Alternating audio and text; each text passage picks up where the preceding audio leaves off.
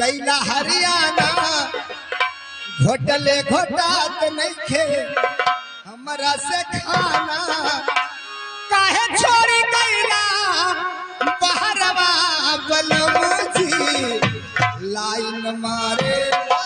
देवरवा बलमुजी लाइन मारे देवरवा बलमुजी लाइन मारे देवरवा बलमुजी लाइन मारे देवरवा बलमुजी जहिया से सैया कैला लुधियाना घोटले घोटात नहीं थे हमरा से खाना काहे छोड़ी गईला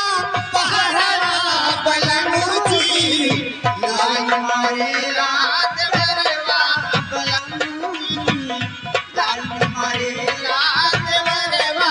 बलमुजी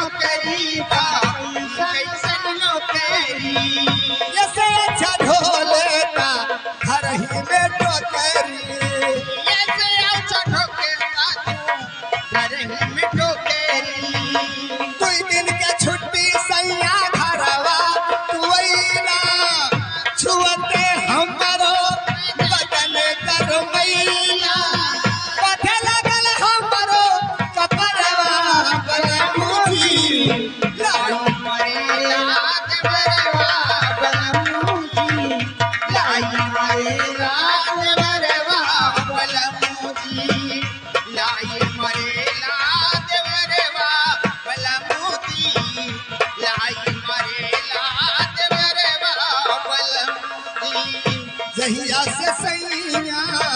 कैला लुधियाना घोटले घोटात नहीं हमरा से खाना काहे छोड़ी गईला बहरवा बलमुजी लाइन मारे रात बरवा बलमुजी लाइन मारे रात बरवा बलमुजी लाइन मारे रात बरवा ए बहिनी बड़ी गर्मी है दादा क्या भाई तापा तो नींद बाहो जैसे तय घी ज्यादा पिए थे हसाई हाँ जानते ही बहनी